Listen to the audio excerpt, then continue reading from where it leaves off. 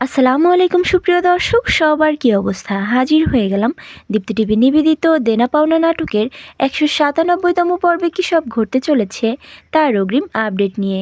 এই পর্বটিকেও মিস করবেন না, কারণ এই পর্বে আপনারা দেখতে পারবেন পল্লবকে দেখা যাবে সে এবার তার বাবাকে বাঁচাতে মিথিলাকে ফয়সালের হাতে তুলে দেওয়ার সিদ্ধান্ত নিবে।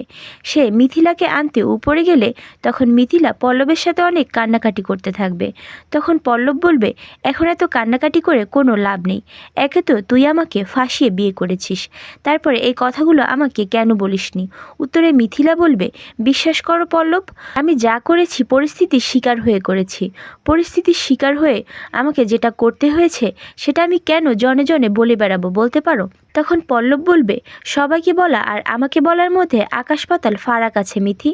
তখন মিথিলা বলবে, পল্লব, আমি তোমার বিয়ে করাবো, তুমি কিছুতেই ওই লোকটার হাতে আমাকে তুলে দিতে পারো না। তখন পল্লব বলবে, থাম মিথি, তুই কোনটাকে বিয়ে বলছিস? তুই আমাকে বিয়েটাও করেছিস জালিয়াতি করে। তখন মিথিলা পল্লব যে তার বাবার 5 কোটি টাকা চুরি করেছে এবং সেটা দিয়ে বিদেশে যাওয়ার প্ল্যান করছে সেটা সবার কাছে বলে দেওয়ার ভয় দেখালে তখন পল্লবকে দেখা যাবে সে মিথিলাকে ফয়সালের হাতে তুলে দেওয়ার সিদ্ধান্ত বদলে ফেলবে। সে মিথিলাকে নিয়ে নিচে এলে ফয়সালকে দেখা যাবে সে মিথিলাকে নিয়ে অনেক নোংরা নোংরা কথা বলতে থাকবে।